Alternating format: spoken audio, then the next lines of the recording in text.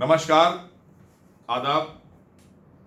आज हम आपके बीच में एक बार फिर से उत्तर प्रदेश सरकार की तरफ से जारी एडवाइजरी मुहर्रम, जन्माष्टमी, गणेश पूजा इसको लेकर जो जारी हुई है उपस्थित हुए हैं, हाजिर हुए हैं।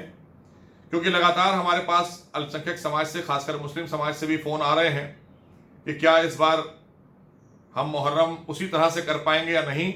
तो उनको बताना चाहते हैं कि सभी के लिए एडवाइजरी जारी हुई है।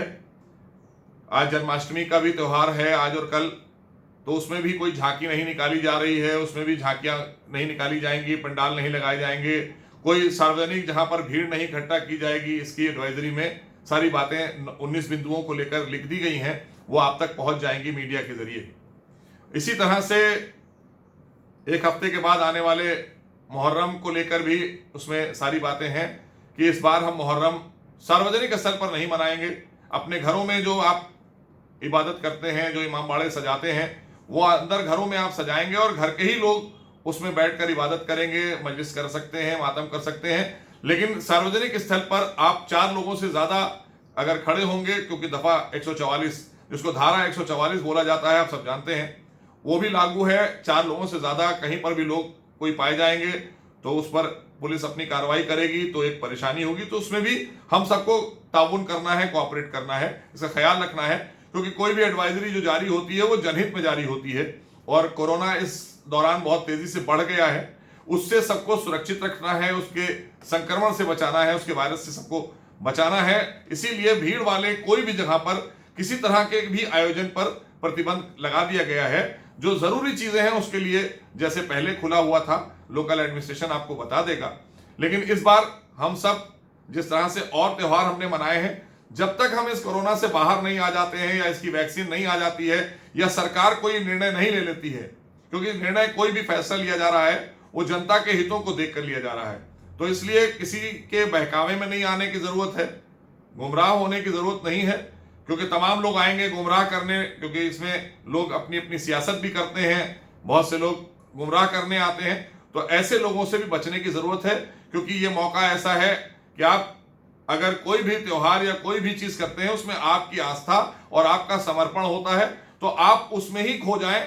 आप ये मान लें कि हमें घर में बैठकर करना है, हमें अब की इस साल सड़क पर नहीं आना है, इमाम चौक पर कोई ताजिया नहीं सजा के बैठना है, कोई अजाखाना जो सार्वजनिक है वहां पर जो चंद लोग रहते हैं, जो बड़े इमाम बाड़े हैं या और भी इमाम बाड़े ऐसे हैं, वहां पर 2-4 लोग जो रहते हैं वही रहेंगे।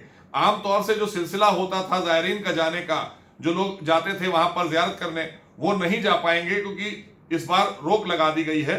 तो इसका बहुत ख्याल रखना है। और अगर कोई जा भी रहे हैं लोग, तो हम एक दूसरे को बताना है कि धारा 144 लागू है, इसके तहत हमें इन सब एडवाइजरी का पालन करना है, इसके अनुपालन में ही कोई काम भी करना है। क्योंकि एडवाइजरी जो जारी होती है वो सबके लिए होती है, 23 करोड़ लोगों के लिए उत्तर प्रदेश के जारी की गई है। इसलिए आप सबका ताउन रहा है, आप सबने कोऑपरेट किया है। हमारे उत्तर प्रदेश के मुख्यमंत्री ने सारे ही लोगों को लेकर वो चले हैं और जिस तरह से आप देख रहे हैं लगातार वो एक बेहतर से बेहतर काम उत्तर प्रदेश सरकार में हो रहे हैं, वो आपके हितों के लिए हो रहे हैं। तो हम सबको कोऑपरेट करना होगा। सरकार आपके लिए होती है और सरकार आपके लिए काम करती है। तो ये भी जो एडवाइजरी जारी हुई है वो जनहित में जारी हुई है। तो हम सबको इस बात के लिए पूरी तरीके से तैयार रहना है कि इस बार मुहर्रम हम जुलूस की शक्ल में नहीं मनाएंगे, नहीं निकल सकते हैं क्योंकि इस पर रोक है। भीड़ वाली जगह पर नहीं जाएंगे, 4 लोगों से ज्यादा कहीं ना खड़े हों, क्योंकि दफा 144 है। तो हम सबको बहुत ख्याल रखना होगा और सरकार समय समय पर आपके साथ आपको हर जगह पर आगाह करती रहती है। कोई भी एडवाइजरी जारी करती है वो जनहित में है। वो हमने इसलिए ये बताना मुनासिब समझा। लगातार हमारे पास फोन आ रहे थे, तमाम लोग पूछ रहे थे कि क्या मुहर्रम का क्या होगा। तो मैंने बताया कि इस बार मुहर्रम है, गणेश पूजा है, या और आज मैंने बताया कि जन्माष्टमी बहुत बड़ा त्यौहार होता है, आप सब जानते हैं, बहुत बड़े बड़े आयोजन होते हैं पूरे उत्तर प्रदेश के अंदर, वो सारे आयोजन नहीं होंगे। तो इसलिए मुहर्रम को भी लेकर ये एडवाइजरी है और तमाम और प्रोग्रामों को लेकर भी 19 बिंदुओं की एडवाइजरी है जो आप तक पहुंच जाएगी।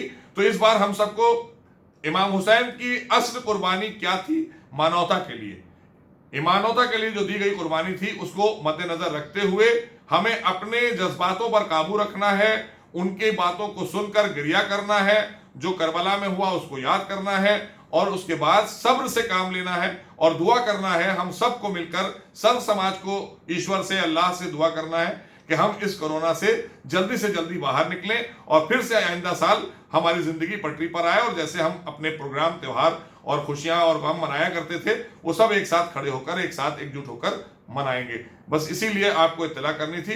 बहुत बहुत शुक्रिया, धन्यवाद।